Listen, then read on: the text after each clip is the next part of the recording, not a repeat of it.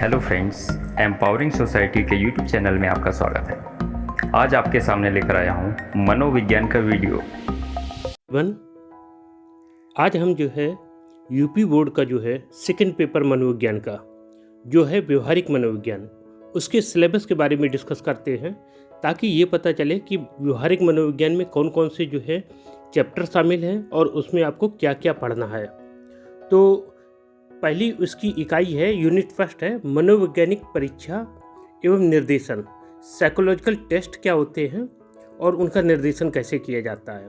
तो बुद्धि परीक्षण, विशेष योग्यता का मापन, शाब्दिक और अशाब्दिक बुद्धि परीक्षण कैसे होते हैं, व्यक्तिगत और सामूहिक बुद्धि परीक्षण कैसे होते हैं और व्यक्तित्व परीक्षण कैसा होता है, यानी कि verbal, non verbal, personal and group और पर्सनालिटी असेसमेंट। ये चीज़ जो है मनोवैज्ञानिक परीक्षण और निर्देशन के अंतर्गत आता है, जो कि आपकी यूनिट पहली यूनिट है। दूसरी यूनिट में आता है समूह तनाव, यानी कि ग्रुप टेंशन। तो ग्रुप टेंशन क्या होती है, उनकी वृद्धि कैसी होती है। तो ग्रुप टेंशन को कई कैटेगरी में बांटा गया है, जैसे भारत में जातिवाद, संप्रदायवाद, धर्मवाद तथा भाषावाद के विशेष संदर्भ में उनका बना रहना।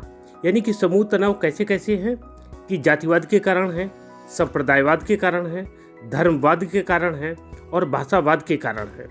इस विशेष संदर्भ में मनोविज्ञान में जो आपका सिलेबस है उसमें बताया गया है कि उनकी निराकरण की विधियां, मतलब जो है जातिवाद, संप्रदायवाद, धर्मवाद और भाषावाद, इन सबको जो है निराकरण करने के लिए मनोवैज्ञानिक विधियां क्या अपनाई जा सकती हैं, उनके बारे में बताया गया है। फिर तीसरा चैप्टर है पर्यावरण मनोविज्ञान। अब आप देख रहे हैं कि लॉकडाउन इतने लंबे समय से चल रहा है, तो उससे पर्यावरण में बहुत सारा सुधार आया है। तो पर्यावरण का सुधार कैसे आया है, अब जो ये लॉकडाउन है इसने बताया है कि प्रकृति में हस्तक्षेप करने से मानवीय जीवन में क्या क्या संकट आ सकते हैं। तो हम पर्यावरणीय मनोविज्ञान में ये देखेंगे कि इसका स्वरूप क्या है, पर्यावरणीय मनोविज्ञान की विशेषताएं क्या हैं, उनका वर्गीकरण क्या है, पर्यावरण प्रदूषण क्या होता है, पर्यावरण की समस्याएं क्या हैं, पर्यावरण में वनी समस्याएं क्या हैं, वायु का प्रदूषण क्या है और इन सभी पर जो है वायु प्रदूषण का, पर्यावरण का, इन सब का मानव जीवन पे और मानव व्यवहार पे क्या प्रभाव पड़ता है, इसको हम पर्यावरणीय मनोविज्ञान के अंतर्गत पढ़ते हैं। तो पर्यावरण प्रदूषण, पर्यावरणीय मनोविज्ञान को देखने के बाद हम देखते हैं मनोविज्ञान में परीक्षण कैसे होते हैं, कौन कौन से टेस्ट होते हैं। तो मुख्यतः आपके सिलेबस में 3 तरीके के परीक्षण हैं। पहला है बुद्धि परीक्षण, उपलब्धता के अनुसार कि कौन कौन से बुद्धि परीक्षण उपलब्ध हैं, इंटेलिजेंस टेस्ट कौन कौन से हैं। फिर दूसरा है व्यक्तित्व का परीक्षण, अंतर्मुखी और बहिर्मुखी परीक्षण। फिर तीसरा है रुचि परीक्षण। तो इसमें आपसे परीक्षण नहीं कराया जाता, इनके बारे में जानकारी दी जाती है कि कौन कौन से टेस्ट जो है आते हैं और कैसे कैसे टेस्ट होते हैं, उनकी कंटेंट क्या है, क्या क्या चीज़ें बुद्धि परीक्षण में शामिल होती हैं, क्या क्या चीज़ें व्यक्तित्व परीक्षण में शामिल होती हैं, क्या क्या चीज़ें रुचि परीक्षण में शामिल होती हैं। अब आगे चलते हैं, प्राकृतिक आपदाएं।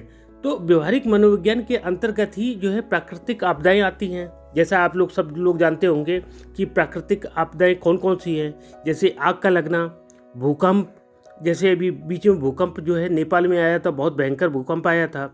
और अभी लॉकडाउन के ही समय जो है कई क्षेत्रों में भूकंप के जो है हल्के हल्के झटके महसूस किए गए। बाढ़ और सूखा, ये पूरे देश की समस्या है। जितने तराई क्षेत्र हैं वहाँ पे बाढ़ आती है और जितने साउथ के क्षेत्र हैं और राजस्थान, महाराष्ट्र, गुजरात आसपास, वहाँ सूखे से समस्या आती है। जबकि उड़ीसा और आदि में जो है जो तटीय क्षेत्र है, उड़ीसा है, मैंग्रोव वन है, पश्चिम बंगाल है, आंध्र के तट हैं, यहाँ पे सब तूफान आते हैं। उसके बाद इनकी जानकारी प्राप्त की जाएगी कि आखिर आग के कारण क्या है, भूकंप के कारण क्या है, बाढ़ के कारण क्या है, सूखा के कारण क्या है, इनके बारे में मूलभूत जानकारी जो है इसमें जानकारी बताई जाएगी और इससे क्या प्रभाव पड़ते हैं और इनसे निराकरण क्या है। तो ये पड़ने वाले प्रभाव जो है वो मानवीय जीवन में और उसके व्यवहार में क्या प्रभाव पड़ते हैं, ये हमारा जो है प्राकृतिक आपदाओं का विशेष चैप्टर रहता है। तो ये आपने सिलेबस इस बात को समझा होगा कि व्यवहारिक मनोविज्ञान में कौन कौन से चैप्टर हैं और क्या क्या इसकी यूटिलिटी है। अब हम नेक्स्ट सेगमेंट में आपको इसके बारे में बताएंगे कि ये सब चीज़ें जो है इसको एलेबोरेट करेंगे, यानी कि 1 इकाई 2 इकाई 3 इकाई में इन सब में जो है बड़े रूप में समझेंगे। तब तक के लिए इसको यहीं पे समाप्त करते हैं। थैंक यू दोस्तों, अगर वीडियो पसंद आया हो तो लाइक करें और सब्सक्राइब करना ना भूलें और अपने दोस्तों के साथ शेयर ज़रूर करें और हमें कमेंट बॉक्स में लिखकर बताएं कि आपको वीडियो कैसा लगा, जिससे मैं और भी एजुकेशनल वीडियो आपके लिए लेकर आ सकूं। Thank you very much.